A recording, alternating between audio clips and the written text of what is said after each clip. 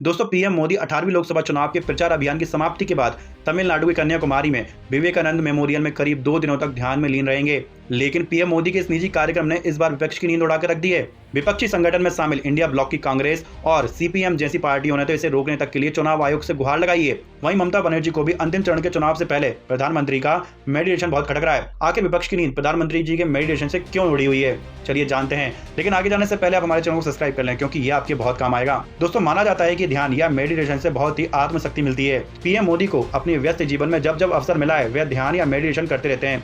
लेकिन 2014 के लोकसभा चुनाव के प्रचार खत्म होने के बाद और 2019 में भी समान मौके पर पीएम मोदी ने जहां ध्यान लगाया उसका परिणाम चौंकाने वाला रहा है। दोस्तों, 2014 में जब 16वीं लोकसभा चुनाव के प्रचार का काम पूरा हुआ तो नरेंद्र मोदी जी महाराष्ट्र के प्रतापगढ़ गए और उन्होंने वहां के ऐतिहासिक किले में ऊंचे पहाड़ों की खामोशी और समंदर की चीखती लहरों के बीच ध्यान में लीन हुए। यह स्थान छत्रपति महाराज से जुड़ा हुआ है। इसके बाद 16 मई 2014 को जो लोकसभा का परिणाम आया उसमें पहली बार बीजेपी की 282 सीटों वाली पूर्ण बहुमत की सरकार बनी। ठीक इसी प्रकार ही 2019 के लोकसभा चुनाव में भी प्रचार अभियान के बाद ध्यान का सिलसिला पीएम मोदी ने बरकरार रखा। इस बार वे चुनाव प्रचार खत्म होने के बाद ही देवभूमि उत्तराखंड पहुंचे और बाबा केदारनाथ के दर्शन किए। वहां पूजा अर्चना करने के बाद पीएम मोदी ने वहीं एक पवित्र गुफा में पूरी रात गुजारी। उनका वहां पर ध्यान मुद्रा में लीन वाली तस्वीर भी काफी वायरल हुई थी।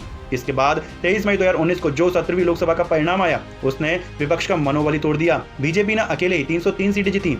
ये इतनी बड़ी जीत थी कि 2 महीने बाद ही मोदी सरकार ने जम्मू कश्मीर से विवादित आर्टिकल 370 को हमेशा के लिए खत्म करने जैसा कदम उठाया। और अब 18वीं लोकसभा चुनाव में प्रधानमंत्री मोदी प्रचार खत्म होने के बाद तमिलनाडु के कन्याकुमारी पहुंचकर वहां पर मेडिटेशन कर रहे हैं। दोस्तों, इस बार उन्होंने खुद ही बीजेपी के लिए 370 सीटें जीतने का लक्ष्य रखा है और एनडीए सहित 400 पार का नारा दिया है। और शायद इसलिए विपक्ष की चिंता बढ़ी हुई है, इसीलिए वो उनकी इस यात्रा को रोकने की कोशिश कर रहे थे। खैर, अभी देखने वाली बात होगी कि मोदी जी का मेडिटेशन काम आता है या नहीं। वैसे दोस्तों, इस पर आपके क्या विचार हैं, कमेंट बॉक्स में जरूर बताएं। मिलते हैं किसी नेक्स्ट वीडियो में।